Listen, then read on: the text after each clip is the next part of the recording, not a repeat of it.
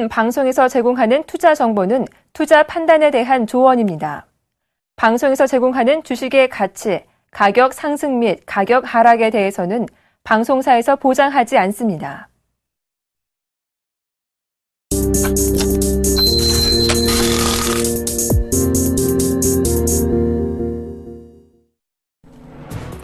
시청자 여러분 안녕하십니까? 출발 증시와이드 2부의 김동현입니다. 지난 목요일 우리 증시는 옵션 만기임에도 불구하고 외국인들의 매수세로 상승 출발했으나 한국은행의 기준금리 인하 발표 이후 기관들의 매도세가 확대되면서 하락 전환되는 모습을 보여줬죠. 장 후반 외국인들의 매수세가 다시 확대되면서 우리 증시는 강보합권에서 마감됐습니다. 코스닥 지수 역시 외국인들의 매수세로 인해서 상승 마감했는데요. 오늘 글로벌 증시는 우크라이나발 우려로 혼조세로 마감했습니다. 연휴가 끝난 월요일 우리 증시는 어떤 흐름을 보일지 또 어떻게 대응하면 좋을지 저희 출발 증시와이드와 함께해 주시기 바랍니다. 출발 증시와이드 2부 먼저 준비된 주요 코너들부터 함께 살펴보시죠.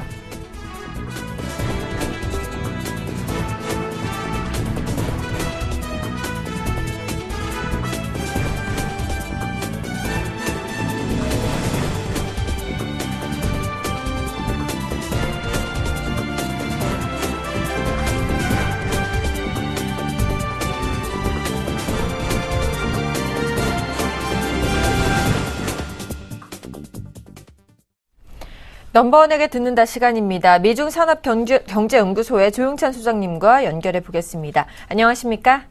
예, 안녕하십니까? 네, 반갑습니다. 지난주 수요일 발표된 일본의 2분기 성장률이 전기 대비 연율로 마이너스 6.8%의 큰 폭의 마이너스 성장을 기록했습니다. GDP 성장률이 급락한 원인은 무엇이고 또 3분기부터는 다시 잠재 성장률을 웃도는 경기 회복세를 보여줄지 궁금한데요. 말씀해 주시죠. 네, 소비세 증세 뒤에 크게 위축된 개인 소비를 수출이 커버해주지 못했기 때문에 연율로 마이너스 6.8% 감소를 했는데요. 일본은행이라든지 내각부 같은 경우에는 올해 성장률 전망치를 1%를 예상을 하고 있습니다. 이제 이렇게 되려면은 나머지 3분기 성장률은 평균 전년 대비 연율로 4%에서 5% 성장이 필요한데요. 일본 같은 경우는 GDP의 60%를 차지하고 있는 소비가 살아나지 않는 한 3분기 GDP 성장률은 잘해야 연율로 3% 증가에 그칠 것으로 보여집니다. 이 때문에 2014년도 실질 성장률 전망치들을 보면 평균 0.4%에 증가할 것으로 그칠 것으로 일본 이코노미스트들은 예상을 하고 있는데요. 엔 약세도 일본 내 생산 활동이 기대보다 약하고요. 소비세 증세로 가처분 소득이 줄고 있기 때문에 그렇습니다. 이 때문에 일본 경기에 대한 불확실성이 더욱 짙어짐에 따라서 일본은행 같은 경우에는 9월이나 10월쯤 추가 금융 완화에 나설 것으로 보여지고요. 또 아베 총리 같은 경우에는 9월 임시국회에서 추경 예산안을 비롯해서 추가 소비세 증세안도 좀 늦출 가능성이 높아 보입니다. 네, 일본 경제에 대한 불확실성이 커지고 있다라고 말씀해 주셨는데 향후 10년간 일본의 성장률 어느 정도 수준까지 떨어질까요? 네, IMF 같은 경우에는 좀 낙관적으로 보고 있는데요. 향후 10년간 세계 성장률은 3.4% 그리고 일본은 1.5% 전후로 내다보고 있습니다. 하지만 전반 5년간은 평균 1.3%로 후반 1.6%보다는 좀 못할 것으로 보여지는데요. 이는 소비세 증세로 인한 수요 감소뿐만 아니라 실질 소득 감소가 성장률을 떨어뜨릴 것으로 보고 있습니다. 하지만 후반 5년간은 적극적인 재정이라든지 금융 정책과 더불어서 신성장 전략의 영향으로 인해 지난 20년간의 디프레이션을 좀 탈출할 수 있을 거로 보여지는데요. 문제는 일본 내 산업 공동화라든지 인구 고령화 그리고 인구 감소와 관련된 부분들을 해소시키기 위해서는 아베 성장 전략뿐만 아니라 여성의 사회 진출이라든지 외국 인재의 활용한 그리고 남녀 임금 격차를 줄여야 되는 문제도 갖고 있는데요. 이런 문제가 하루아침에 다 해소될 수 있는 사항이 아니기 때문에 일본의 향후 성장률 전망은 좀 우울하지 않을까 보여집니다. 앞으로 경기 부양보다는 구조 개혁이라든지 출생률 회복에 맞추는 전략이 더 시급하지 않나 보여집니다. 네, 이번 주에 발표될 거시경제 지표를 살펴보니까요. 엔화 움직임에 직접적인 영향을 줄 일본의 7월 무역 수지가 발표됩니다. 이번 주 경제 지표 발표 일정과 전망까지 분석해 주시죠. 네, 이번 주에는 수요일만 경제 지표가 발표되는데요. 7월 무역 통계 같은 경우에는 수출 금액은 전년 대비 플러스 3.7%, 수입은 마이너스 0.8%, 그리고 무역 수지는 7,582억元의 적자가 예상이 됩니다. 엔 하락과 그리고 해외 경기 회복으로 인해서 수출은 전월에 이어서 소폭 상승하겠지만 수입은 6월 에너지를 중심으로 해서 큰 폭으로 증가한 영향으로 인해서 감소하지 않을까 보여집니다. 특히 일본 내 내구재 소비라든지 광공업 생산 회복이 지연이 되기 때문에 수입을 계속 위축시킬 것으로 보여지는데요. 이 때문에 무역 수지는 적자폭은 전월보다는 조금 축소되는 경향을 보일 것으로 보여집니다. 같은 날 발표되는 6월 전산업 활동 지수 같은 경우는 전월 대비 마이너스 0.2%로 하락세로 전환될 것으로 보여지는데요. 아무래도 광공업 생산 지수라든지 제3차 산업 활동 지수가 하락한 영향으로 인해서 소폭 마이너스를 기록할 것으로 보여집니다. 이 때문에 이번 주 달러 엔화는 100엔에서 103엔대 박스권 흐름이 예상되지 않을까 보여집니다. 알겠습니다. 이번에는 중국 쪽 얘기를 좀 해보겠습니다. 지난주에 발표된 중국의 7월 거시지표를 살펴보면요. 6월에 비해서 내수는 악화됐고 수출은 좀 개선되는 모습을 보여줬습니다. 이따른 경기부양책에도 내수 회복이 이렇게 늦어지고 있는 이유는 뭘까요? 아무래도 산업 생산이라든지 소매 판매, 고정자산 투자가 전달보다 또 하락을 했는데요. 이는 4월부터 발표됐던 새로운 경기 부양책이 규모나 대상면에서 이전보다 좀 약하기 때문에 내수 경기를 끌어올리지는 못하는 그런 모습입니다. 특히 GDP 성장의 절반을 차지하는 고정자산 투자가 위축이 되면서 내수 경기를 악화시키고 있는데요. 이는 부동산 침체에 따른 영향이 상당히 크고요. 또한 중후장대한 정통 산업이라고 할 수 있는 시멘트나 비철금속의 과잉 생산 문제로 제조업 투자가 좀 부진했기 때문에 그렇습니다. 대신 인프라를 중심으로 해서는 계속 증가를 하는데요. 철도와 관련된 투자는 무려 41%나 증가를 했고요. 특히 외식 산업은 10% 그리고 신차 판매도 8% 정도 증가를 했는데요. 특히 눈여겨보아야 될 점은 전자상거래를 통한 소매 판매 증가율이 무려 55%에 달하기 때문에 중국 경제의 양극화가 우리 증시에서도 관련주의 테마주를 부각시키지 않을까 생각이 됩니다. 네, 이번 주 목요일에는요, HSBC의 8월 제조업 PMI가 발표됩니다. 지난달처럼 빠른 제조업 경기 회복세를 보여줄까요? 네, 이번 달은 아무래도 여러 가지 거시 경제 지표로 봤을 경우에는 전월보다는 0.2%포인트 하락한 51.5로 예상이 되는데요. 아무래도 중소 수출 기업이라든지 민간 기업이 HSBC에 많이 포함되고 있기 때문에요. 신규 대출이 좀 줄어들었고요. 여름철 수요 둔화로 인한 영향으로 인해서 제조업 경기가 조금 위축되지 않을까 보여집니다. 더욱이 최근 들어와서 수출 경기도 달러 위엔화 환율이 5개월 만에 최고치를 기록할 정도로 가공 무역과 관련된 수출 최상성이 지금 악화되고 있기 때문에 제조업 체감 경기가 의외로 빠르게 좀 악화될 우려가 있다는 점도 참고하실 필요가 있어 보입니다. 이렇게 중국의 내생 동력이 부족한 상황인 만큼 중국 정부가 새로운 수요 자극책을 내놓진 않을까 생각이 되는데요. 우리나라처럼 금리 인하 가능성도 있을까요? 네, 금리 인하 가능성은 계속 제기가 되고 있는데요.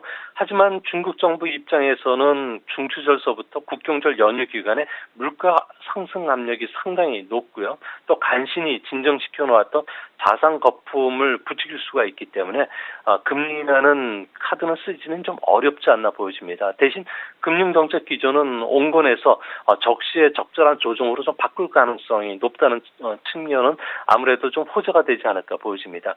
경기 부진에 따라서 앞으로 중국 정부는 부동산 투자 감소를 보완시켜주기 위해서 올해 8천억 위안 정도의 철도 투자 사업 중에서 2,700억 원 정도를 올해 완공시킬 것으로 보여지고요.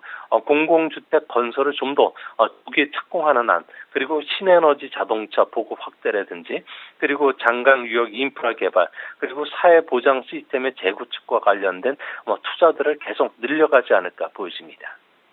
네, 요즘 우리 증시가 중국에 좀 영향을 많이 받는 편인데요. 앞으로 중국 증시 전망은 어떻게 보시나요? 네, 중국 증시와 관련해서는 계속 호전된 모습으로 뛸 가능성이 높은데요. 특히 10월 말쯤 되면은 상하이와 홍콩 주식 투자 거래가 실시가 됩니다. 이렇게 되면은 최대 666조 원에 달하는 엄청난 자금들이 중국 증시로 몰려들 가능성이 높기 때문에 3분기에는 계속 상승 흐름을 타지 않을까 보여지고요. 또한 국유기업 개혁과 관련된 실적 개선 기대감도 관련 주가에 좀 흐름을 끌어올릴 가능성이 높습니다. 이런 측면에서 보면은 성장 모델 전환과 관련된 신에너지 자동차라든지 인공지능 로봇을 비롯해서 국유기업 개혁 관련주 그리고 자본시장 개혁과 관련된 증권주뿐만 아니라 소득 분배 체계 개혁에 따른 바이오라든지 문화 오락 그리고 관광, 모바일 인터넷과 관련된 종목들이 앞으로 중국 증시를 이끌어가지 않을까 보여집니다. 네, 지금까지 미중산업경제연구소의 조용찬 소장님과 함께했습니다. 도움 말씀 감사합니다. 예, 감사합니다.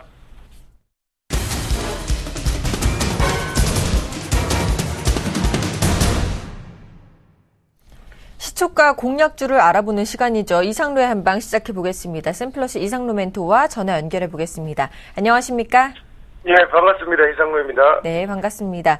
8월 8일 금요일 관심주였던 사무개발이 월요일 3,570원을 찍고 5.6%의 수익률을 기록하셔서 승이 되셨습니다. 축하드립니다. 그리고 지난주 월요일 관심주였던 부국철강은 큰 수익 없이 약보합권에 머물고 있어서 무승부가 되셨는데요. 따라서 전체 승률은 15승 13무 9패이십니다. 사무개발 부국철강에 대해서 자세한 AS 부탁드리겠습니다. 네. 사무개발부터 말씀을 드리도록 하겠습니다. 일단 사무개발은 저희가 저번 주 금요일 날 했는 종목이기 때문에, 금요일 날 저희가 광복절 쉬었죠. 그래서 말씀을 드리게 됐고요. 급하게 오르는 모습이 나타났습니다. 추천을 하고 곧장 시세가 크게 나타났던 종목군이고, 지금 중소형 건설사의 바람이 계속적으로 불고 있습니다. 그런 모습을 봤을 때, 충분히 추가적인 상승이 가능하다고 저는 보고 있고요.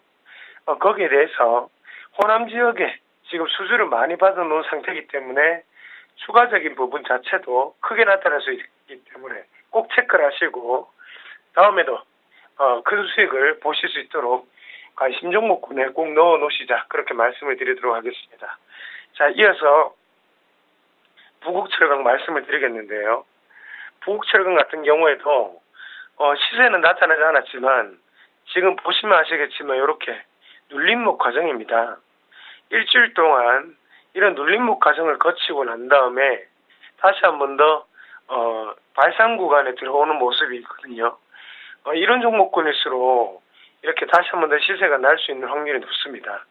자, 최근에 철강업종들이 상당히 좋습니다. 바닥권에서 살아나는 움직임이었고 시세를 다시 한 번 더 이어갈 수 움직임이 나타나고 있는 상태입니다. 그렇기 때문에 꼭 다시 한 번 더 체크를 하시자고 말씀을 드리겠습니다.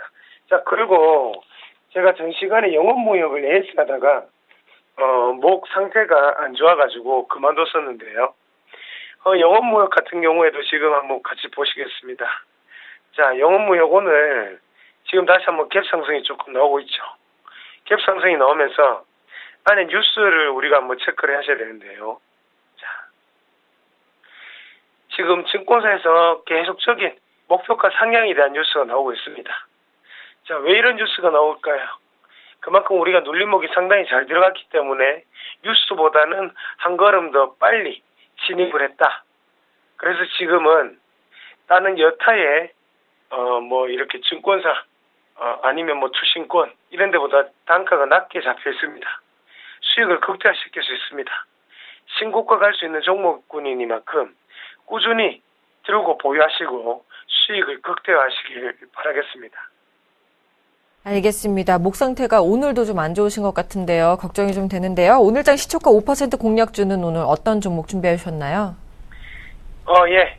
오늘은 그린푸드를 말씀을 드리겠습니다. 현대그린푸드 한번 같이 보도록 하겠습니다. 자, 일단 현대그린푸드 지금 신고가 나오는 상황이죠. 자, 신고가 나오는 상황이고 안에 내용적인 부분을 한번 같이 체크를 해보시면 위니아 만도를 인수하는 MOU를 체결을 시켰습니다. 그리고 지금은 인수 타당 자체를 검토하는 중이고요. 렌탈 사업 자체가 지금 본격화될 수 있는 시점이라는 거 꼭 체크를 하셔야 되는 시점입니다. 자, 범현대 계열에 대한 B2B, 바로 회사 대 회사 간의 영업 네트워크를 활용한 시너지가 전망이 되는 상태고, 유통계열사, 백화점이라든지 아니면 홈쇼핑, 이런 캡티브 채널로서의 시너지도 전망이 되는 상태입니다. 자, 현대그린푸드가 식음료 회사라고 보기에는 지금은 그 가치가 바뀌고 있다는 거죠. 위니아 만도를 어느 정도 인수함으로써 앞으로 거기에 대해서 현대리바트가 왜 크게 갔습니까? 렌탈 사업이 같이 연관됐기 때문에, 그리고 B2B 사업이 연관됐기 때문에 크게 갈 수 있었고요. 현대그린푸드는 마찬가지로 우리가 여러모로 생각을 할 수 있는 그런 성장 동력이 많다는 거 다시 한 번 더 꼭 체크를 하시길 바라겠고요. 매수가는 시초가 말씀을 드리겠습니다. 그리고 목표가는 플러스 5%, 그리고 손절가는 하단에 17,800원 손절가로 잡아드리도록 하겠습니다. 네, 지금까지 샘플러스 이상로 멘토와 함께 오늘장 시초가 공략주 현대그린푸드까지 들어봤습니다. 도움 말씀 감사합니다. 예, 고맙습니다.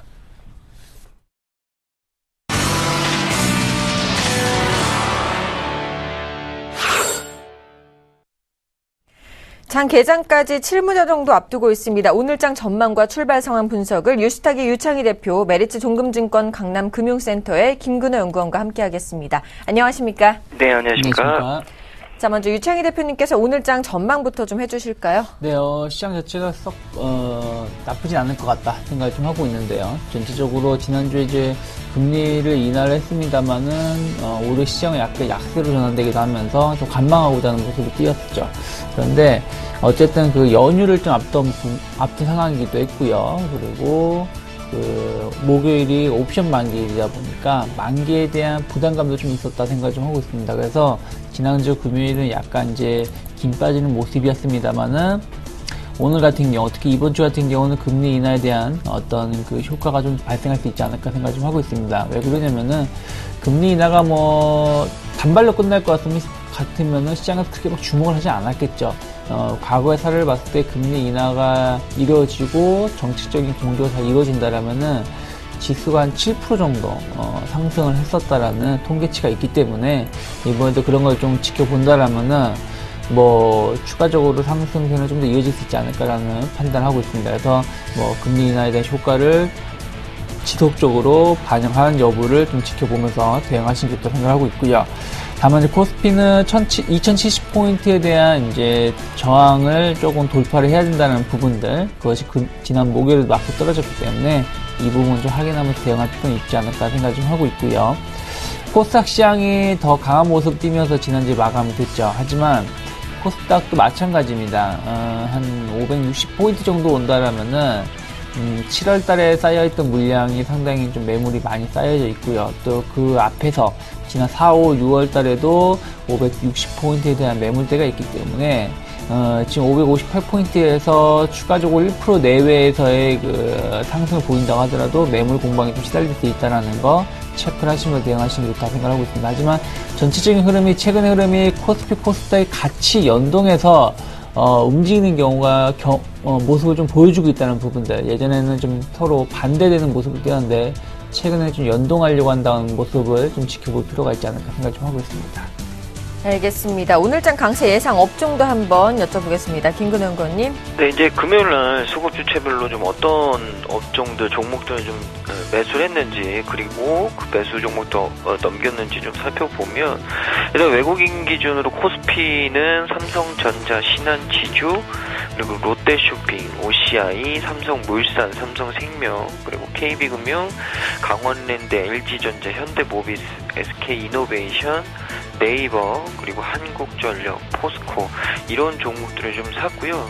기관 쪽은 뭐 삼성물산, 아모레퍼시픽, 우선주, 그리고 한화, 그리고 LG생활건강, 현대위아, 삼성생명, 그리고 있고, 뭐 대우조선해양, 기업은행, 현대백화점, 우리금융, KCC, 아모레퍼시픽, SK텔레콤 이런 종목들을 좀 많이 샀습니다. 그러니까 전체적으로 좀 이 특징은 그렇게 많지 않다라는 얘기를 좀 드리고 싶은데 그 안에서 좀 보면 특징적인 게 이제 금융을 좀 외국인들은 샀고 기관 같은 경우에는 뭐 소비주를 좀 사는 것 같은데 통틀어서 최근에 좀 관심이 있었던 게 지주사입니다. 뭐 삼성으로 따지면 사실 삼성물산과 삼성생명이 지주사 역할을 한다라는 부분 때문에 좀 이슈를 받았는데 역시나 외국인들은 이런 종목들을 좀 샀고요. 기관 같은 경우에도 한화를 좀 많이 샀습니다. KCC도 샀고요.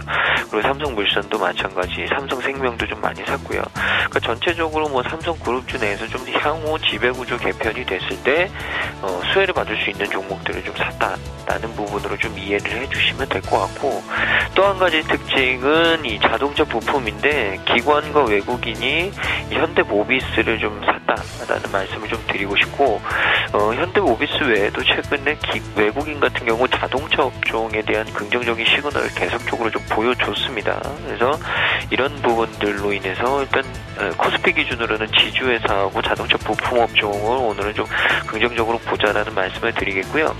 중소형 쪽에서 외국인은 컴투스 그리고 원익 IPS, 파라다이스, 셀트리온, 위메이드 그리고 서울반도체, 게임딜, 골프존, 코롱생명과학 이런 종목들 샀고 기관 쪽은 차이나그레이트, 휴온스, SM, 위메이드, 게임딜, 컴투스, 파라다이스, 오스템 임플란트, 서울반도체, 나스미디어, YG엔터테인먼트 같은 종목을 샀습니다.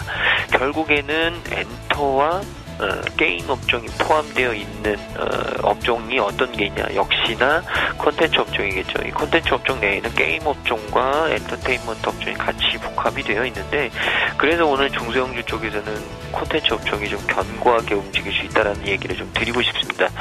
일단 뭐 게임주 같은 경우에는 최근에 좀 많이 올라왔음에도 불구하고 주가의 상승을 뒷받침하는 좋은 실적들을 좀 보여줬기 때문에 견고하게 움직일 가능성이 높고요. 수급 쪽으로도 굉장히 좀 눈에 띄는 수급을 보여주고 있다라는 얘기를 드리겠고 엔터테인먼트 같은 경우에는 뭐 YG가 투자 유치를 했고 SM 같은 경우에도 이제 최근에 또 이 가수들의 공연 수익 이런 부분들이 3분기, 4분기에 좀 반영될 가능성이 높다라는 얘기들이 좀 나오면서 반등을 시작했기 때문에 오늘 중소형 쪽에서는 전체적으로 이 콘텐츠 업종이 긍정적으로 움직일 가능성이 좀 크다라는 말씀을 좀 드리겠습니다.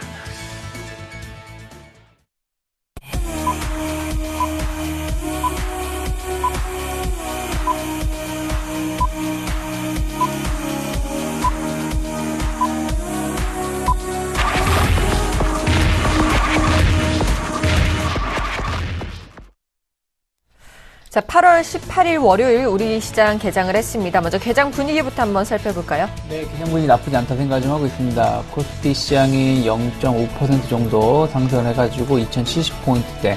아까 말씀드렸던 2070포인트 저항을 좀 주의해야 된다고 말씀드렸는데 일단은 그 상황, 그 위치에서 출발하고 있다는 거 긍정적이지 않을까 생각을 좀 하고 있고요. 잘하면은 이번 주에 2100포인트 다시 한번 신고가 돌파를 좀 노릴 수 있는 발판을 지금 마련하고 있다라고 생각을 하고 있기 때문에 고전 유의하시면서 보시기 바라겠고요. 코스닥 시장도 마찬가지로 0.5% 정도 상승을 해서 560포인트에서 주가가 형성되고 있습니다. 562포인트대까지는 일단은 무리 없이 올라갈 수 있다 생각하고 있고요. 그 이후의 모습이 중요하기 때문에 코스닥 시장도 일단 조금은 더 긍정적으로 모습을 띄면서 움직일 수 있다는 거 좀 체크하시길 바라겠고요. 선물은 전체적으로 조금 약하게 출발을 하네요. 지난주 금요일에 선물 시장이 조금 강하게 마감됐던 부분들이 있었기 때문에 지금은 이제 그 정도 폭을 좀 조절을 하면서 지금 267.70포인트에서 형성이 되고 있고요. 선물 베이시스트가 그렇게 나쁘진 않다 생각하고 있습니다. 이제 만기가 한 달밖에 안 남은 상황에서 0.7포인트, 1포인트 내외로 움직인다라면은 그렇게 나쁜 편은 아니다 생각을 좀 하고 있습니다. 그렇다면 프로그램 쪽을 통해서 약간의 매수 우위가 나올 수도 있지 않을까라고 생각을 좀 하고 있고요. 환율이 조금 문제가 될 수 있겠죠. 우리가 이제 금리가 인하가 된다라면은 원화가 약세로 전환이 되면서 수출 기업분들의 도움이 될 수 있다는 어떤 교과서적인 원론적인 얘기를 좀 많이 하는데 지난주 목요일에 보시면 뭐 엄청나게 급락을 했었죠. 거의 1030원대 있던 게 1021원대에 마감을 했고, 오늘도 지금 한 3원 정도 내려가지고 1020원 이하에서 출발하고 있습니다. 다시금 이제 1010원대로 진입을 하는 거다 생각을 하고 있고, 환율 자체가 한 1020원대에서 1030원대 중반 사이에서 움직여준다라면, 지금 무슨 얘기냐면 1030원 중심으로 해가지고 좀 올라갔다 내려갔다 하는 모습을 띈다라면 큰 문제는 없을 거라고 지난주에 말씀드렸었는데, 이것이 급격하게 1010원대로 떨어진다는 얘기는 시장에서는 일단은 추가적인 금리 인하 가능성이 없지 않겠느냐라는 우려감도 좀 작용하고 있는 것 같습니다. 이러한 것이 좀 완화가 되려면은 미국 시장에서의 금리 인상에 대한 발언 혹은 시기가 이번 주나 빠르면 이번 주, 늦어도 다음 주면 얘기가 나올 수 있다는 기대감인데, 그때가 나와야지 환율이 좀 더 반등을 보일 수 있다는 거 체크하시면서, 환율은 조금 우리가 좀 당분간은 좀 기민하게 봐야 될 부분이 될 수 있다 생각하고 있습니다. 알겠습니다. 우리 시장 오늘 출발 괜찮은 편이죠. 일본 증시 출발 상황도 살펴보도록 하겠습니다. 일본 증시는요, 보합권에서 출발하고 있습니다. 15,318.5포인트에서 출발하는 모습입니다. 시총 상위 종목군들의 흐름 체크해보겠습니다. 자, 현대차를 빼놓고는 모두 빨간불을 켜고 있네요. 삼성전자도 플러스 출발하고 있고요. 현대차는 0.22% 하락 출발하고 있습니다. SK 하이닉스 1.38% 상승 출발하고 있고요. 포스코도 1.2%, 현대모비스도 1.36%나 상승 출발하고 있습니다. 한국전력도 소폭 상승 출발하고 있습니다. 네이버도 0.88% 상승 출발하고 있고요. 신한지주만 소폭 약세를 보이고 있습니다. 기아차도 상승 출발하고 있고요. 삼성전자 우선주도 상승 출발하는 모습입니다. 삼성생명과 SK텔레콤도 상승 출발하는 모습입니다. 코스닥 시가총액 상위 종목군들의 흐름도 체크해보겠습니다. 셀트리온도 0.6% 상승하고 있고요. 파라다이스 오늘도 강한 모습입니다. 1.79% 상승하면서 37,000원에서 거래가 되고 있습니다. 다음과 CJ 오쇼핑도 모두 상승 출발하고 있고요. 동서와 CJ ENM만 소폭 약세로 출발하고 있습니다. 자, 현재 업종별 분위기도 한번 살펴볼까요? 김근원 의원님. 네, 코스피는 오늘 통신, 그리고 전기전자, 건설, 비금속 광물, 보험, 철강금속, 제조, 의약품, 그리고 음식료, 전기가스, 기계, 운수창고, 운수장비 이런 순으로 좀 움직이고 있습니다. 일단 통신업종 같은 경우에는 3, 4 다 오르고 있고요. 상승폭은 SK텔레콤과 LG유플러스가 KT보다는 조금 강하게 움직이고 있다라는 얘기를 좀 드리겠고, 그리고 전기전자 같은 경우에는 동부하이텍 그룹, 이 동부그룹주들이 오르면서 동부하이텍의 반응이 좀 좋고요. 전체적으로 대형주보다는 중소형주 쪽에 IT 흐름이 좀 좋다라는 말씀을 드리겠고, 이 대형주 중에서는 삼성 SDI, 그리고 LG 이노텍, 이스페타시스, LG 디스플레이 이런 종목들이 오르고 있습니다. 그리고 SK 하이닉스도 최근에 좀 저점을 형성하고 나서 좀 반등을 모색하려는 모습이다라는 말씀을 좀 드리겠고요. 건설업종 같은 경우에는 전체적으로 좀 잘 올라가고 있는데, 경남기업, GS건설, 삼부토건, 성치건설, 삼호개발, 신세계건설 이런 종목들이 좀 상위에 포진되어 있고요. 그리고 대형주로는 이제 GS건설을 제외한 대형 건설업체로는 현대건설과 대우건설, 그리고 대림산업 이런 종목들이 좀 올라오고 있다라는 말씀을 좀 드리겠습니다. 일단 오늘 현대산업 같은 경우에도 신고가가 좀 나왔다라는 얘기를 좀 드리겠고, 비금속 쪽은 오늘 현대시멘트, 그리고 쌍용양회, 티웨이홀딩스, 벽산, 성신양회, IS동서 이런 종목들이 좀 좋네요. 현대시멘트 같은 경우에도 좀 바닥권에서 움직이고 있고, 쌍용양회 역시도 많이 빠진 만큼 좀 반등을 모색하고 있다는 얘기. 그리고 보험 쪽은 동부화재, 그리고 롯데손보, 삼성생명, 삼성화재, 한화손보, 한화생명 이런 종목 순으로 좀 상승폭을 보여주고 있습니다. 오늘 또 철강금속 종목들이 좀 움직이는데, 일단 동부제철임을 전체적으로 그룹사 이슈가 좀 나오면서 움직이고 있고요. 그리고 이제 사마알미늄, 현대 BNG 스틸, 포스코, 세아베스틸, 문배철강, 세아특수강, 고려제강, 휴스틸 이런 종목 순으로 좀 움직이고 있다라는 얘기를 좀 드리겠습니다. 제조 쪽은 전체적으로 움직이고 있는데요. 뭐 제조 쪽에서는 뭐 이 의약주들이 좀 눈에 띄네요. 오늘 의약품 제약주들이 좀 눈에 띄는데 유유제약 그리고 삼성제약, 파미세, 제일약품, 일성신약, 종근당홀딩스, 국제약품, 이연제약, 일양약품, 한올바이오팜 이런 종목들 상승폭 보여주고 있고 LG생명과학도 오늘 0.8%에 가까운 상승폭을 보여주고 있습니다.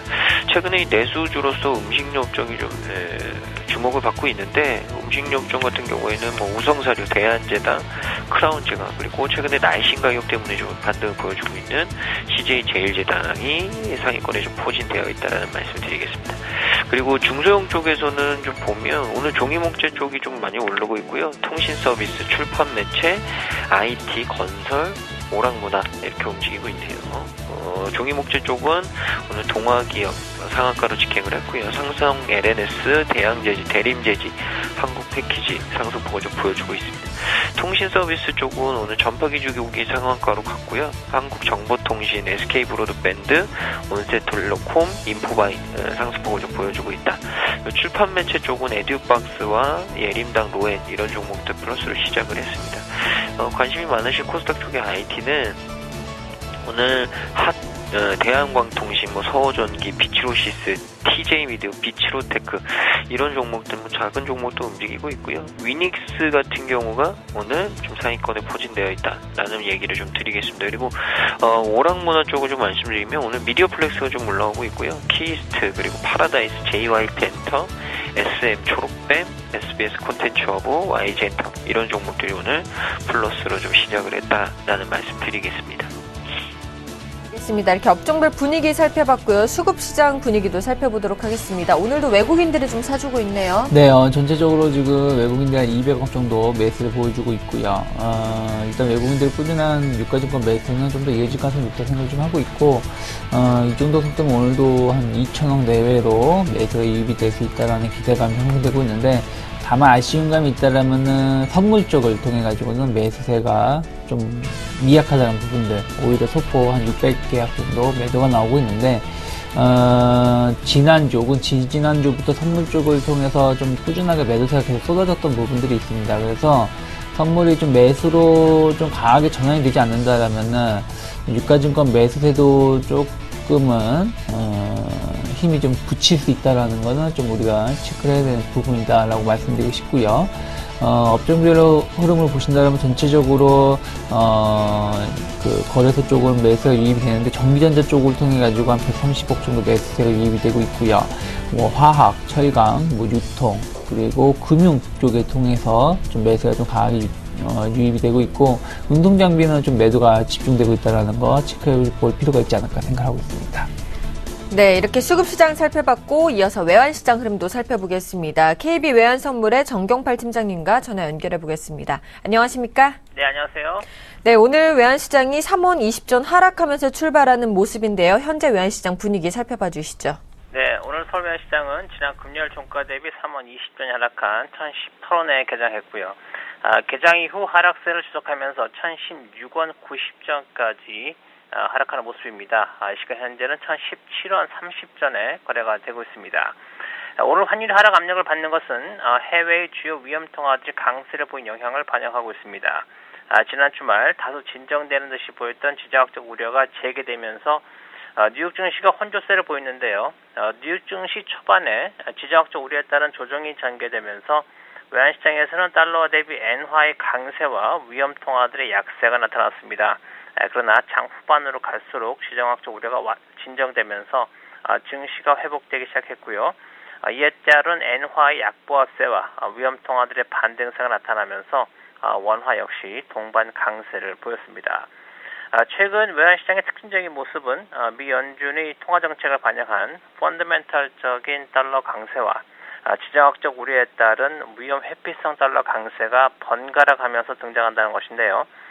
이 두 가지의 특징적인 패턴은 과거에는 긴 시간을 두고 바뀌는 모습을 보였습니다만 이제는 하루 단위로 바꾸어 나타날 만큼 거의 동시에 나타나고 있습니다.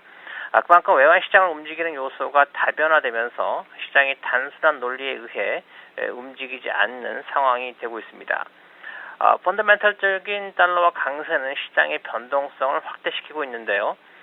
미 경제 지표가 부진하게 발표된 직후에 시장 참여자들은 미국의 저금리 기조가 지속된다는 전망으로 달러화를 매도하게 됩니다만 미국 경제 회복 속도가 다른 나라들의 그것에 비해 빠르다는 인식 때문에 달러화는 다시 반등하게 되고요. 이러한 국제외환 시장의 모습이 달러 원에게 방향성이 둔화되는 모습으로 나타나게 됐습니다. 그러나 달러 원은 지난 목요일장에서 큰 폭의 하락세를 보이면서 추세적인 하락 기조를 이어가는 모습을 보이는데요. 금통위 금리 인하 이후 소문에 사고 뉴스에 파는 거래 패턴이 나타났고요. 이를 통해서 지난 11일부터 나타난 달러 원의 하락세에 속도가 붙기 시작했다고 볼 수 있습니다. 다음 지지선은 연 저점이었던 1,008원대로 보고 있고요. 연 저점 갱신 가능성을 배제하지 않고 있습니다. 이번 주 주목할 대외 변수는 우리나라 시간으로 화요일 저녁에 발표되는 미국의 7월 소비자 물가와 목요일 새벽에 발표되는 미 연준의 7월 FOMC 회의 의사록인데요. 이 재료를 통해서 미국의 저금리 기조의 지속 여부를 보다 분명하게 파악할 것으로 보고요. 이런 저금리 기조를 배경으로 달러화는 선진국 통화 대비해서는 강세를 보이겠지만 아시아 위험 통화들에게는 약세를 이어갈 것으로 보고 있습니다. 또 한 가지 중요한 변수는 오늘 목요일 아시아장에서 발표될 중국의 HSBC PMI 지수인데요. 이 지표가 호조를 볼 경우 아시아 통화들의 달러화 대비 강세 분위기가 더욱 탄력을 받을 수 있겠습니다. 오늘 달러원은 1,010원대 후반대 중심의 거래가 이어지겠습니다. 네, 지금까지 KB 외환선물의 정경발 팀장님과 외환시장 동향 살펴봤습니다. 도움 말씀 감사합니다. 네, 감사합니다.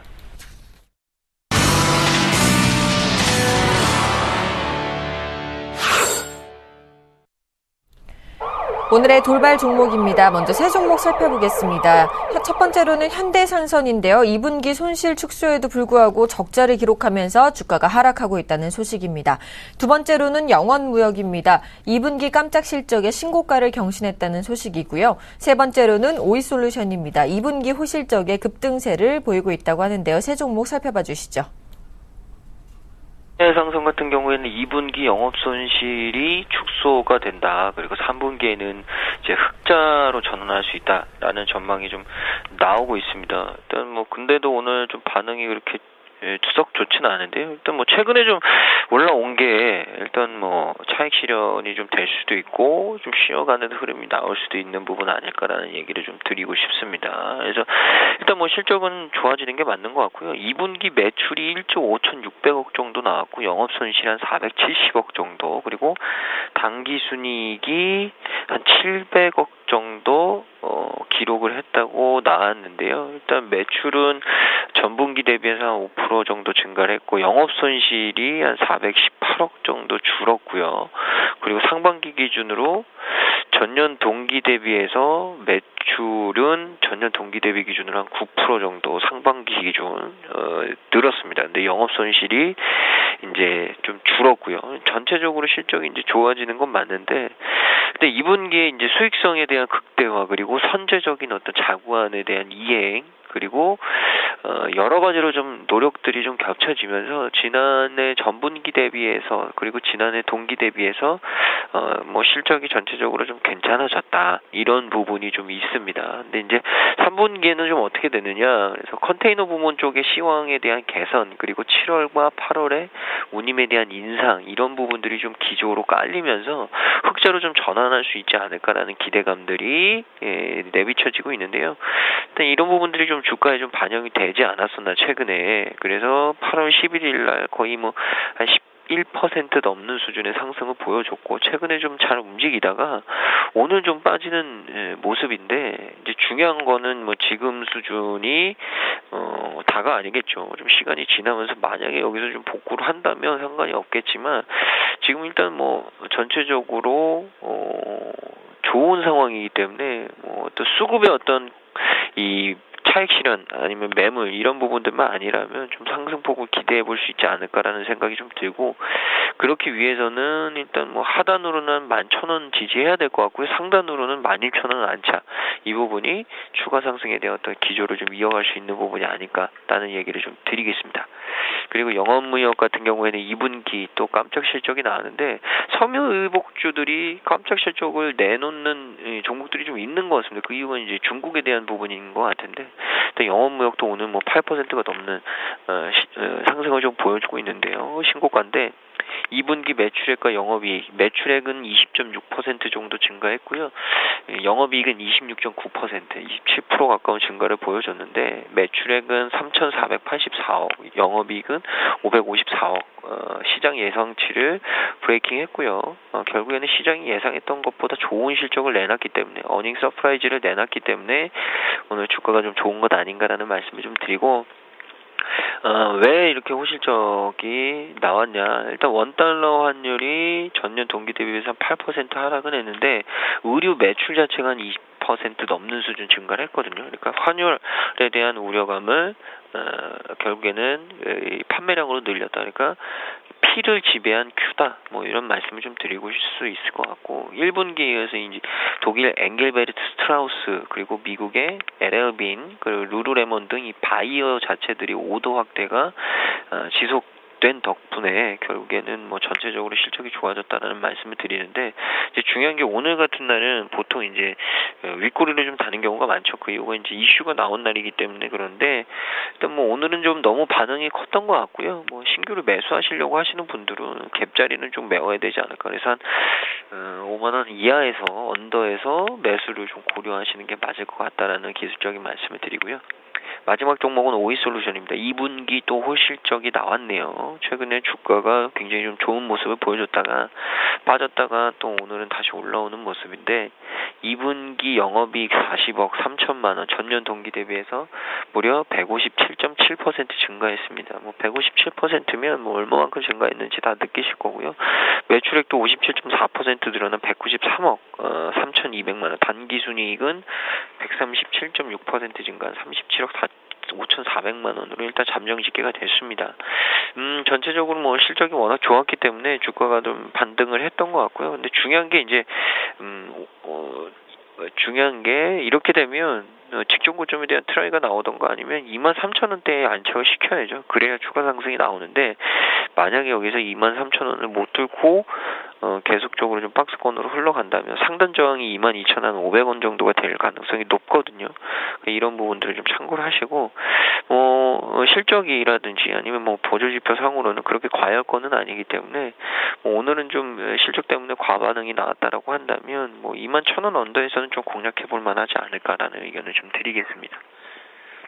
네, 이어서 세 종목 더 살펴보도록 하겠습니다. 첫 번째로는 넥센타이어입니다. 하반기 수익성 개선 기대감에 강세를 보이고 있다는 소식이고요. 두 번째로는 파라다이스입니다. 외국인들의 러브콜에 연이은 강세를 보이고 있습니다. 세 번째로는 디지털 옵틱인데요. 최대 주주 변경 소식에 상한가를 기록했다는 소식입니다. 세 종목 살펴봐 주시죠. 네, 전체적으로 좀 좋은 흐름을 띠고 있는 것 중에 하나가 넥센타이어하고 파라다이스 디지털 옵틱인데, 넥센타이어는 이제 하반기 수익성 개선에 대한 기대감이 좀 있다라는 것이죠. 창녕 공장이 지금 완료가 곧 되고 있는데, 이것이 완료가 완벽히 된다라면은 600만 개에서 1,100만 개까지 타이어 생산을 늘릴 수 있는 상황이 되고, 그렇게 되게 되면은 고정비 부담감이 상당히 줄어들 수 있다는 거, 그리고 중국산 타이어가 반덤핑 혐의를 받게 되면 국내 업체들이 반사이익을 누릴 수 있다라는 얘기가 계속 나오고 있죠. 최근에 좀 타이어주들이 좀 모멘텀이 없었던 상황에서 넥센타이어가 어찌됐든 한 17,000원대에서 15,000원대까지 하락세를 보여줬는데, 지금 당장 뭐 급등세를 띌 가능성이 적다라고 생각하고 있습니다만은, 전체적으로 분위기가 좋아진다라면은 넥센타이어 같은 경우 의외로 타이어주 중에서도 조금 탄력도가 높은 업체 중에 하나이기 때문에 충분하게 한 16,000원대까지는 반등을 좀 노릴 수 있지 않을까라는 생각을 좀 하고 있기 때문에 그 점 착안하시면서 바라보셨으면 좋겠고요.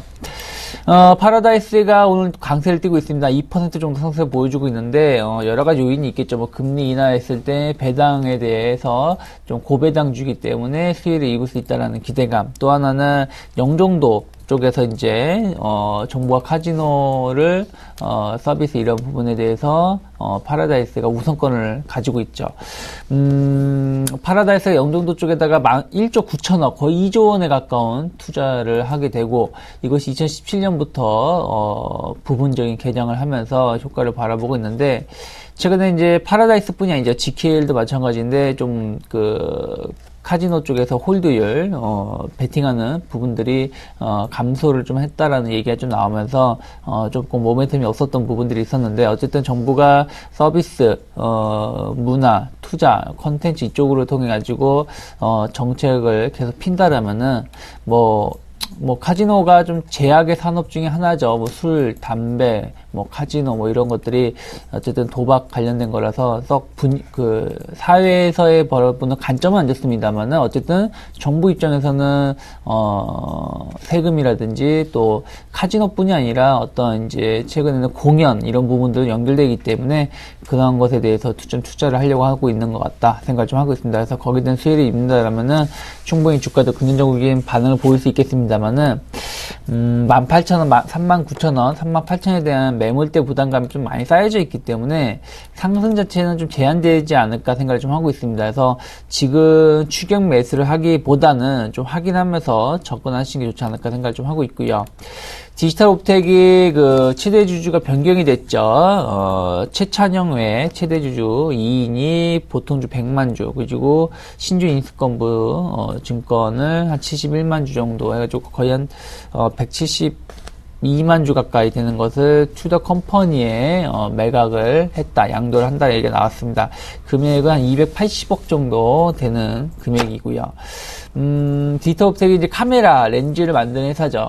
2분기 때는 조금 실적이 그렇게 좋지 못했습니다만은 3, 4분기로 갈수록 1,300만 화소에서 좀 더 고화소인 1,600만 화소로 조금 채택률이 좀 높아지고 있고, 조금은 개선될 수 있다. 아직은 좋지 못합니다만은 앞으로는 좀 개선될 수 있다라는 여지가 있다고 말하는데, 일단 최대 주주가 바뀐다라면 회사의 분위기도 좀 바뀔 것이고, 그리고 좀 당장 매출이 늘어나지 않겠습니다만 어떤 영업적인 측면에서의 전략이 바뀔 수 있지 않을까라는 기대감으로 좀 올라오고 있는데, 글쎄요, 추가적인 상승은 좀 지켜봐야 된다 생각하고 있습니다. 왜 그러냐면 이미 상한가를 기록하고 있는 상황에서 실적이 급격히 턴어라운드가 되고 있는 건 아니기 때문에 12,000원 정도에서의 저항 때는 조금 우리가 유심하게 체크를 해봐야 되지 않을까 생각을 하고 있습니다.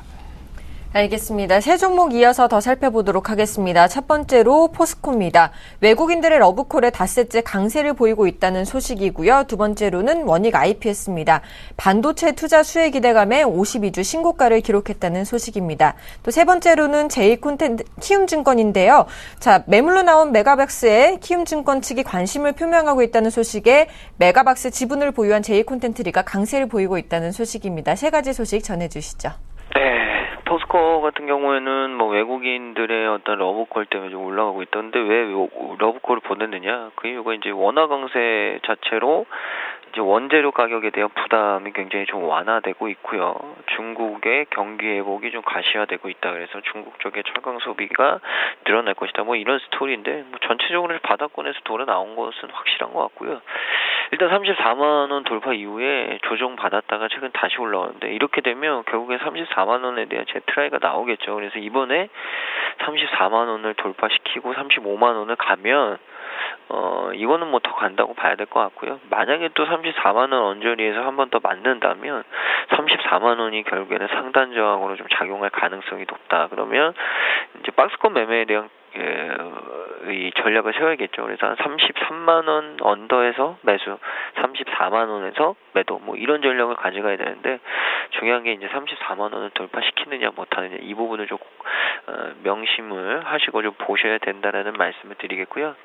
원익 IPS 같은 경우에는 반도체 투자에 대한 빅사이클이 올 수 있다라는 부분 때문에 수혜주로 좀 주목이 되는데, 원익 IPS가 기술력으로 당당히 시가총액 1조 원의 벽을 넘었습니다. 그리고 기술 경쟁력이 있기 때문에 반도체 투자의 빅사이클이 도래한다면 가장 수혜가 클 종목으로 전망이 됐고요. 반도체나 디스플레이 장비의 단위 수익성이 기술적인 난이도에 비례한다고 합니다. 그 기술력이 좋으면 결국에는 수익성이 좋을 수밖에 없다라는 얘기로 받아들여야 될 것 같고요.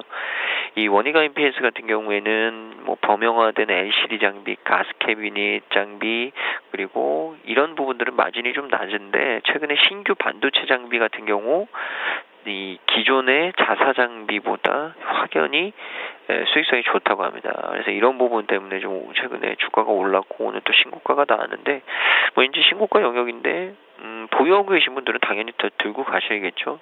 신규 매수하시려고 하시는 분들은 좀 부담스러운 가격대가 됐고 홀딩하고 계신 분들은 충분히 더 가져가셔도 된다. 이제 거래량이 언제 터지느냐 이 부분에서 차익 실현에 대한 고민을 하셔야 된다라는 말씀을 좀 드리겠고요. 마지막 종목은 키움증권인데 키움증권이 메가박스 인수전에 관심을 가지고 있다. 그리고 제이콘텐트리가 또 거기에 이제 덩달아서 반응을 좀 보여주고 있죠. 근데 왜 과연 키움증권이 메가박스를 인수하느냐? 최근에 왜 메가박스를 인수하려고 내부 방침을 정했느냐? 일단 어느 정도 인수를 하게 되면 수익이 되기 때문에 인수에 대한 관심을 가지고 덤빈 거겠죠. 이 투자 효과에 대한 부분을 분석을 하고 있는 것으로 알려졌고요. 조만간 이제 메가박스 매각주안사가 선정이 되면 공개 입찰에 참여할 계획인 것으로 좀 전해졌습니다. 저는 보통 증권사에서 일상적으로 검토하는 투자 사업 중에 하나다. 아주 기초적인 수준에서 검토했을 뿐이다. 아직 구체적으로 확정된 바 없다라고 키움증권은 밝혔고요. 자, 앞으로 어떻게 스토리가 돌아가느냐에 따라서 궁금해진다. 그래서 만약에 메가박스가 인수가 된다, 매각이 된다면 제이콘텐트리가 메가박스 지분 46%를 좀 보유하고 있기 때문에 결국에는 뭐 제이콘텐트리도 수혜를 받을 수밖에 없겠죠. 그래서 메가박스 대주주인 맥쿼리 펀드가 메가박스를 공개 입찰 방식으로 8기로 하고 이제 외국계 증권사 등을 매각 주관사 선정 절차에 돌입했다고 합니다. 그래서 이런 부분들 때문에 오늘 키움증권이라든지 제이콘텐트리가 반응을 좀 보여주고 있는데 제이콘텐트리 같은 경우에는 윗꼬리처럼 달았고요. 키움증권 같은 경우에는 일단 올라갔다가 좀 내리는 모습.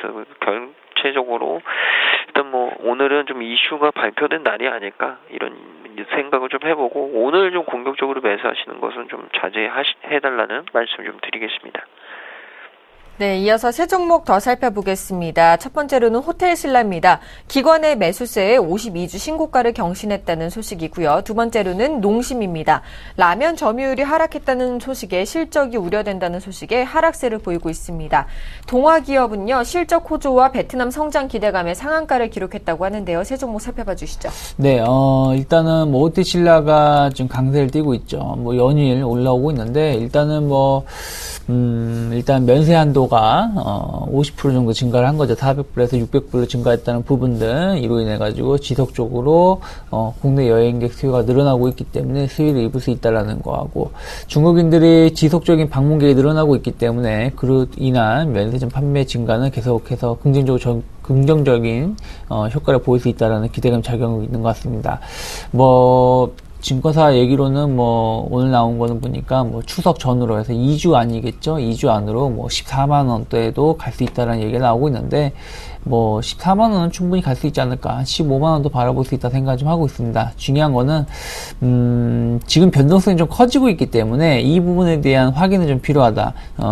거의 13만 원대에 육박하고 있는 상황에서 이평선과의 이격도가 좀 많이 벌어져 있다라는 거 좀 체크를 하시면서 접근하시더라도 조금은 주가 흐름을 확인하면서 접근하는 게 리스크를 좀 관리할 수 있다는 거 말씀드리고 싶고요.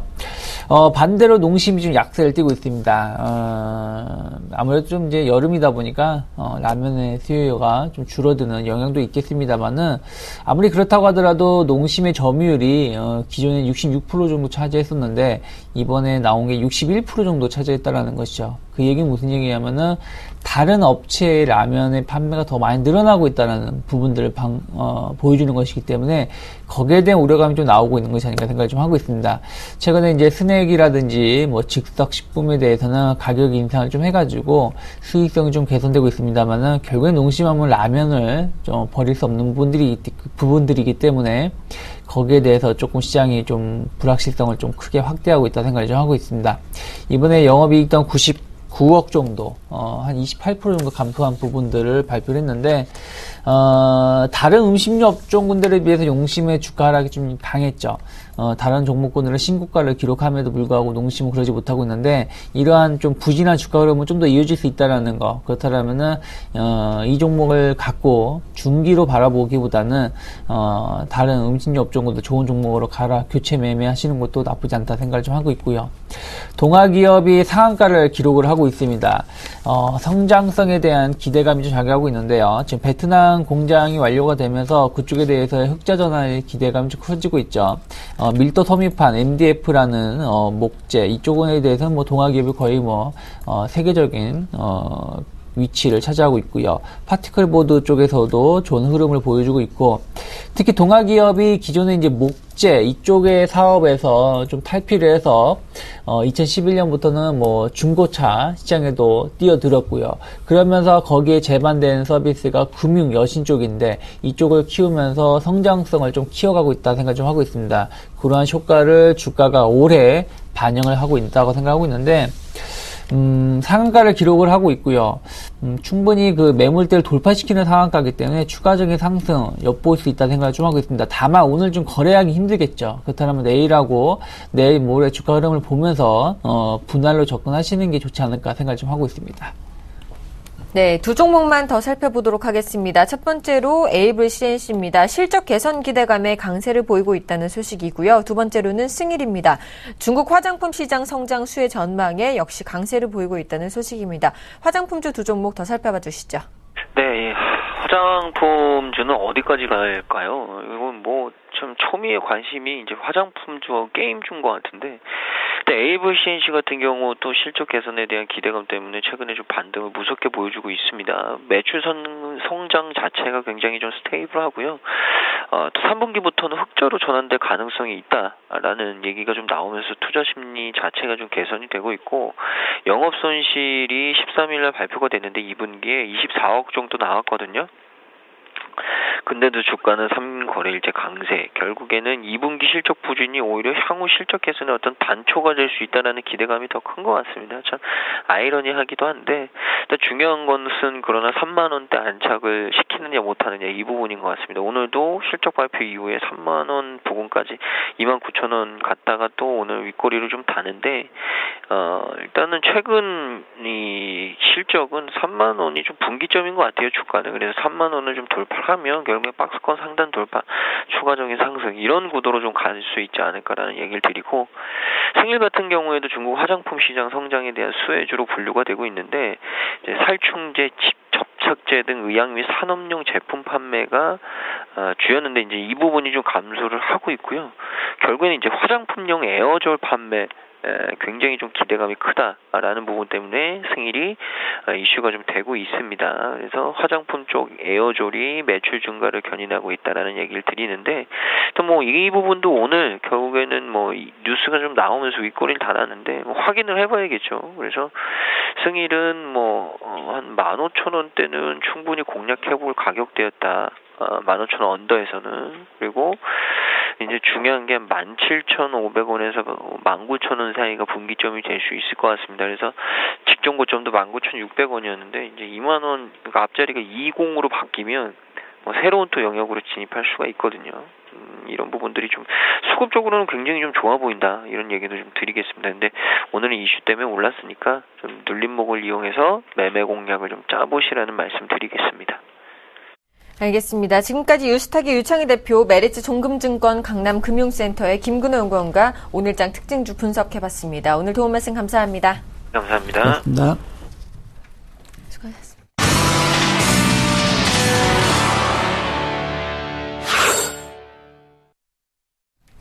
오인의 투자 전략 시간입니다. 먼저 화면으로 전략 함께 만나보시죠.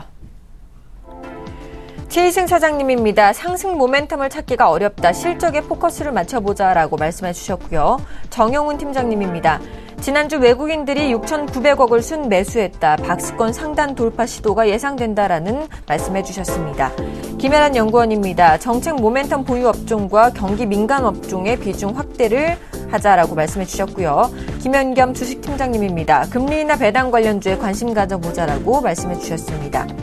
안상현 대리님입니다. 지정학적 우려에 미국 증시가 하락했다. 포트폴리오를 유지하자라는 전략 세워주셨습니다.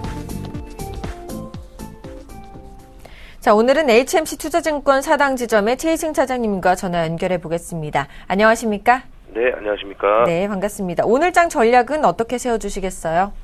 네, 일단 지금 현재 그 지정학적 리스크가 계속해서 좀 불거지고 있고, 또 이제 그 미국의 어떤 금리 인상에 대한 그런 부분들이 좀 계속 억제되면서 사실 시장에는 지금 뚜렷한 어떤 글로벌 모멘텀을 찾기는 좀 어려운 상황이고, 지금 국내 자체적으로만 보자 그러면 지금 어떤 정책에 대한 모멘텀 그리고 이제 실적에 대해서는 좀 포커싱 해볼 필요가 있지 않을까라고 생각을 합니다. 최근에 그 신고가를 내고 있는 종목들이 좀 눈에 띄는데요. 예를 들자면 현대글로비스라던가 동원개발이라던가 깜짝 실적을 발표하는 기업 내지는 그동안에 꾸준하게 실적이 우상향으로 성장했던 기업들이 신고가를 내고 있는 그런 패턴입니다. 따라서 그런 기업들 같은 경우에는 조정 시에 분할 매수 관점으로 투자를 해보시는 그런 관점으로 보시면 좋을 것 같고요. 현재 그 대형주 시장 같은 경우에는 2050선에서 100선 사이에 그 단기 박스권에 이제 갇혀 있는 그런 모습을 계속해서 보여주고 있는데, 이런 부분들이 돌파되기 전까지는 당분간 단기 박스권에서 좀 움직일 가능성이 높다고 보고, 오히려 대형주보다는 성장성이 높은 중소형주들에 투자하는 것을 좀 권해드리고 싶습니다. 마지막으로는 지금 정부에서 이제 투자 활성화 정책이 나왔는데요. 그 가장 큰 수혜로는 아무래도 이제 레저라던가 엔터주들에 대해서 좀 관심을 가져봐야 될 것 같고, 현재 그 관광 서비스 분야 육성 대책 중에서 좀 눈에 띄는 부분이 복합 리조트 설립 그리고 이제 중국 관광객의 어떤 친화적인 관광 환경 조성이라고 볼 수 있습니다. 따라서 카지노라던가 최근에 영종도 내에서 이제 다수의 복합 리조트가 설립이 되고 있는 그런 상황이기 때문에 어떤 이런 카지노 업종 그리고 이제 중국인 관광객을 포함한 그 인바운드 그 관광산업 활성화를 위한 대책들로 여행, 엔터, 중국 소비 관련주 등에서 계속해서 모멘텀을 받을 것으로 예상하고 있습니다. 네, 지금까지 HMC 투자증권 사당지점의 최희승 차장님과 함께 오늘장 핵심 전략 세워봤습니다. 도움 말씀 감사합니다. 네, 감사합니다.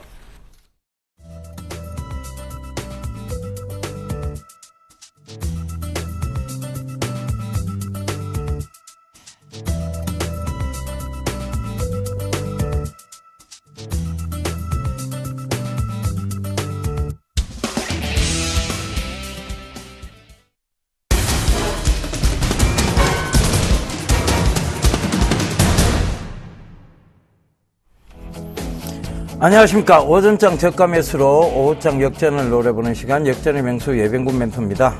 자, 목소리 완전하게 돌아왔습니다. 여러분들 걱정해 주신 덕분에 감기가 이제 거의 다 떨어졌습니다. 그래서 감사의 말씀 전해드리고요. 제가 오늘 또 좀 강하게 얘기 드려야 될 것 같습니다. 바로 월요일날 제가 늘 말씀드리는 간다 3,000포인트 기획을 하고 있죠. 자, 장 출발은 한 30분 정도 지났는데 시장은 여전히 강한 모습을 보이고 있고, 특히 코스닥은 이제 560선을 돌파하는 모습입니다. 자, 양시장 모두 계속해서 강한 모습을 보여주고 있다는 것, 이 점도 꼭 좀 참고를 해보셨으면 좋겠습니다.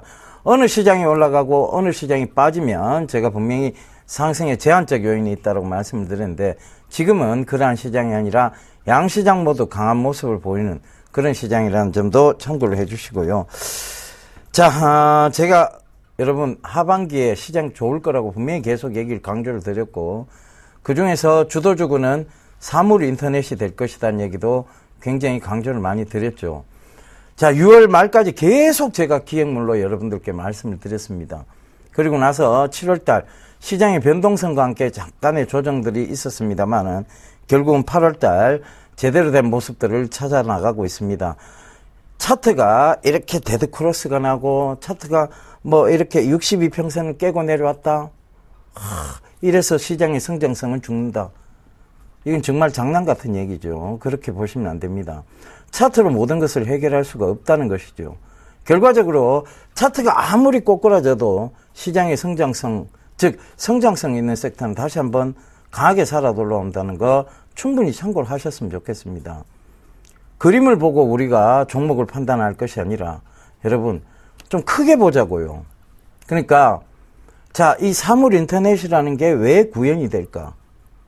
자, 대기업들이 여러분들의 지갑을 열기 위해서 만들어 나가는 것이 사물인터넷입니다. 판매 확대를 위해서 만들어 나가는 것이 사물인터넷이고, 실적 호조를 위해서 만들어 나가는 것이 사물인터넷입니다. 바로 이재용 부회장이 이제 이 사물인터넷 플랫폼 회사를, 미국의 사물인터넷 플랫폼 회사죠, 이 회사를 인수를 했습니다. 이건 뭘 의미할까요? 결과적으로 이 사물인터넷으로 확실히 가겠다는 얘기입니다. 그 점도 꼭 좀 참고를 하시고요. 결과 오늘 보시면 아시겠지만 오이솔루션 5%가 넘게 지금 오르고 있습니다. 효성 ITX 4% 넘게 오르고 있고요. SK CNC 계속 꾸준히 올랐습니다. 이걸 제가 지금 바꾼 게 아닙니다. 이 지금 여러분이 보고 계신 이 화면을 바꾼 게 아니거든요. 결과적으로 뭐냐면 똑같은데 계속 올라오고 있는 섹터였다는 얘기입니다. 단기간의 흐름은 좀 안 좋았을지 모르겠지만 그 흐름들을 계속 이어나갔다는 얘기죠. 코콤 하락했다가 다시 올라옵니다. Snet 이제 또다시 여러분들 올라오고 있습니다. 자, 이게 뭘 의미하는지 여러분들 생각을 해보십시오. 하반기에 주도주군이 뭘 의미하는지 여러분들한테 시장 간다는 얘기도 말씀드렸고 주도주도 다 얘기 드렸습니다. 그러면 더 이상 뭐가 필요합니까? 그죠? 그 점 꼭 좀 참고하시고요. 사물인터넷은 여전히 강한 섹터이고, 그리고 하반기에 주도 섹터를 이끌어 나갈 것이라는 거 다시 한번 참고하십시오. 사물인터넷 플랫폼 회사를 인수했다는 것은 이 사물인터넷 시장을 확실히 가겠다는 얘기입니다. 플랫폼이라는 것이 여러분 잘 알고 계시겠지만 기반 구축입니다. 그 점 참고해 보신다면 기반 구축만 하고 치울까요? 기반 구축만 하기 위해서 자, 이 플랫폼이란 사물인터넷 플랫폼 회사를 막대한 가격을 주고 인수를 할까요? 그걸 생각해 보십시오. 상식적으로 접근하셔야 됩니다. 자, 그 점 꼭 좀 참고하시고요. 어떻게 보면 정말 우리가 이런 뭐 차트를 21선이 깨졌으니까 데드 크로스가 났으니까 이렇게 얘기하는 거는 글쎄요. 여러분들 잘 한번 생각해 보셨으면 좋겠습니다. 저는 그것은 아니라고 봅니다. 물론 차트가 중요하긴 합니다. 가장 믿을 수 있을 만한 보조지표라고 말씀을 드렸으니까요. 그죠? 자, 우리나라의 시장 여전히 견고합니다. 골든크로스가 났고 데드크로스가 나서 시장이 죽는 것이 아니고 시장은 결과적으로 이러한 이유 때문에 여러분 시장이 살아오는 겁니다. 자, 제가 기획 3000포인트에 대한 얘기를 해드릴게요. 여러분들께서는 지금 명확한 이유를 가지고 계셔야 됩니다. 이 명확한 이유가 있기 때문에 차트가 좋은 모양을 만들어 나가는 것이고 이 명확한 이유가 있기 때문에 골든크로스가 나는 거예요. 자, 한번 살펴볼까요? 자, 3000포인트의 역전의 관점입니다. 3000포인트를 갈 수 있는 관점이죠. 자, 지금 아르헨티나 사태라든가 여러분 각가지 리스크가 있지 않느냐, 우크라이나 사태 뭐 여러 가지 있지 않느냐. 아르헨티나 여러분들 주가를 한번 체크를 해보세요. 최근에 계속 오르고 있습니다. 이게 디폴트 되는 나라의 주가 모양입니까? 아니죠, 그죠? 그 디폴트라는 것에 대한 부분이 전혀 영향을 미칠 수 없다는 얘기입니다. 그거 한번 꼭 좀 찾아보세요. 그 다음에 산업 마진 자체가 역피라미드 구조로 가고 있습니다. 예전에는요, 이렇게 정삼각형이었어요. 그죠?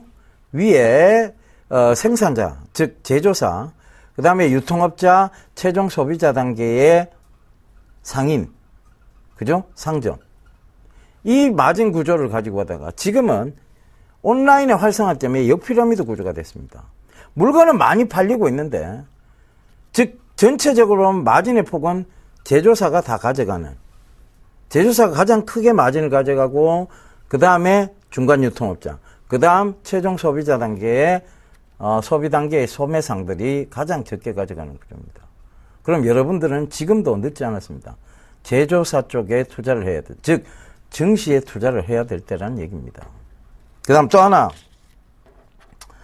2007년도 세계 증시 하락일 때와 지금의 어떤 증시가 비슷합니다. 주가의 모양은.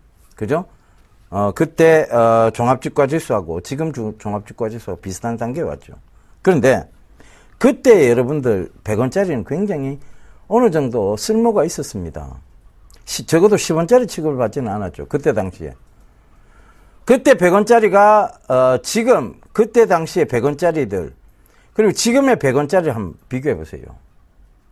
예전에 10원짜리 취급을 받고 있습니다. 안 들고 다니죠. 주머니만 무거워집니다. 돈 가치가 없어졌다는 얘기입니다. 그럼 결국은 주가는 물가를 분명히 반영을 합니다. 여러분 보험이나 이런 것들은 물가 반영이 안 돼요. 그런데 주식은 분명히 물가를 반영합니다. 이 관점에서 보셔야 됩니다. 그리고 지금 주도 섹터의 명확한 가닥이 보입니다. 사물인터넷이죠. 광의의 의미의 사물인터넷에 주도 섹터의 명확한 부분들이 보인다는 얘기입니다. 그죠? 명확한 구도를 잡아나가고 있죠. 여러분들이 이게 주도 섹터가 될 것 같은데 왜 안 가느냐고 이제 잘 가고 있는데 왜 이런 것들은 자꾸 위험하다고 얘기를 하느냐고 했던 증권주 지금 한번 봐보세요. 떨어지죠. 그죠? 제가 올라올 때마다 왜 차익 실현하셔야 되네요. 지점을 축소를 하고 지금 직원들을 구조조정하고 있습니다. 이게 어떻게 장기적으로 호재가 됩니까, 여러분? 상식적으로 접근하셔야 된다고 얘기했잖아요. 그죠? 역시 금융주도 마찬가지입니다. 그러니까 그 점 참고해 보시고요. 그럼 결과적으로 여러분들에게 오인을 심어주는 거예요. 2011년도도 마찬가지였습니다. 금융주, 증권주 싹 올린 척 하다가 결국은 주도주를 싹 바꿔탔죠. 그 부분 참고해 보세요. 개인들만 당시에 금융주에 물려 있었습니다. 자, 그 다음에 경기 부양책에 대한 효과가 가시화되고 있다는 점입니다. 자, 여러분, 왜 삼성의 이재용 부회장이 갑자기 미국에 있는 사물 인터넷 플랫폼 회사를 인수했을까요? 바로 과세에 대한 부분 때문입니다. 이제 잉여 자금을 놔두면 안 돼요. 이걸 투자를 해야 됩니다. 그걸 투자를 안 하게 되면 과세만 받게 되죠. 그 점 참고해 보시고요. 자, 이런 여러 가지 이유들로 인해서 골든크로스가 난 것이고 주가는 지금 제대로 가고 있는 모양입니다. 그 점 꼭 좀 참고하셨으면 좋겠습니다. 주가가요, 차트에 의해서 주가가 움직이지는 않습니다. 명확한 이유들로 인해서 움직입니다. 그 점 꼭 좀 참고하시고요. 저는 내일 다시 간다 확 간다로 여러분들 찾아뵙겠습니다. 감사합니다. 예병군이었습니다.